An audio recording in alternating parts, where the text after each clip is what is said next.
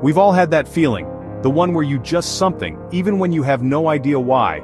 It's like a whisper in your brain telling you what to do. But what if that voice isn't always right? Can you really trust your instincts? Today we'll explore the fascinating and sometimes unsettling truth about gut feelings, intuition, and how they shape our decisions. You know the feeling, that instant, almost automatic decision that you just can't explain. Maybe it's choosing the right brand of cereal or deciding to avoid an alleyway at night. Intuition, the ability to understand something instinctively without the need for conscious reasoning, guides us through countless moments every day. So, what's happening in our brain when we trust our instincts?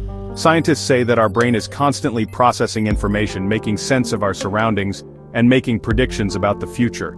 In moments where we have to act quickly, our subconscious draws from a vast store of experiences, memories, and patterns, sometimes so fast we don't even realize it's happening. Take this example. You're driving on a busy highway when suddenly, the car in front of you slams on its brakes. Without thinking, you swerve into the next lane, narrowly avoiding a collision. That wasn't just luck. Your brain processed countless patterns from past driving experiences, instantly guiding your reaction.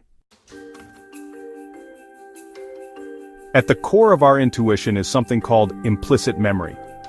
This is the unconscious memory of past experiences, like that time you felt someone was being dishonest even though they said all the right things. Your brain was making subconscious associations without your awareness.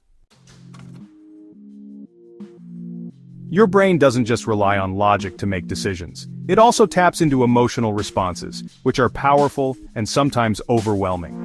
The problem is, emotional instincts are shaped by our past, including biases and personal experiences. That's why our intuition can sometimes lead us astray. If we've had negative experiences in the past, our brain might overreact to similar situations in the present, making us feel uneasy or anxious when it's not necessary. For example, imagine meeting someone for the first time. You instantly feel uncomfortable around them, though they haven't said or done anything suspicious. Your brain might be picking up on subtle cues, body language, tone of voice, that remind you of a past negative experience, triggering that gut feeling, but that's not always an accurate read. We've all been there. That gut feeling that tells us something's wrong, only to later realize we misjudged the situation. Studies show that while intuition is based on patterns, it's also deeply influenced by cognitive biases. For example, the halo effect makes us believe someone who is attractive or charismatic must also be trustworthy. Take this example from the 2008 financial crisis.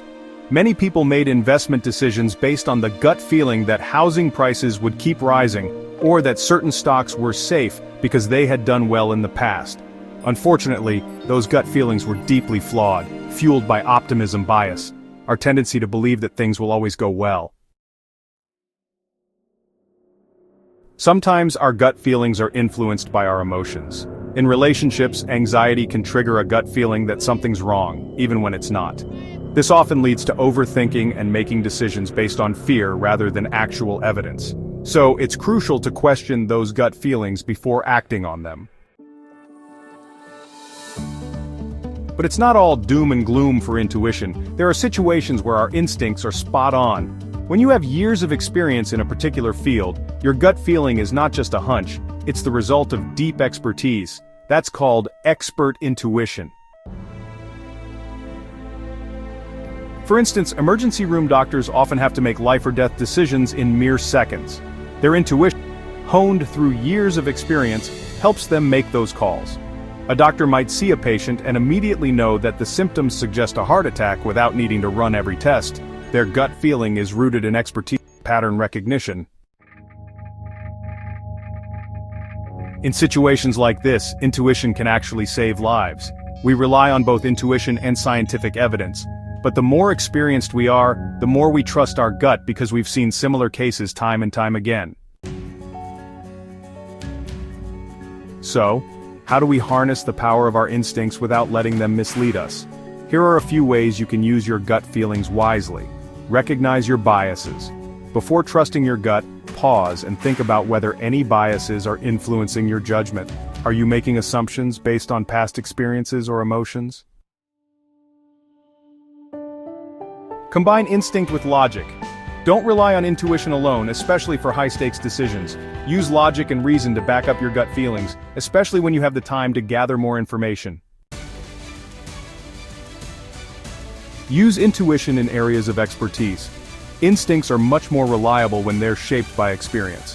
The more knowledgeable you are in a specific area, the more likely your gut feeling will lead you in the right direction. At the end of the day, our instincts are like an internal compass, valuable when used correctly, but sometimes off the mark. The key is knowing when to trust them and when to question them. If we can learn to balance gut feelings with reason, we can make better, more informed decisions. Thanks for joining us on. If you found this episode helpful, make sure to hit that like button, subscribe, and leave a comment below. Let's talk about those moments where your gut led you to the right or wrong decision. Until next time, trust your instincts. But always check them against the facts.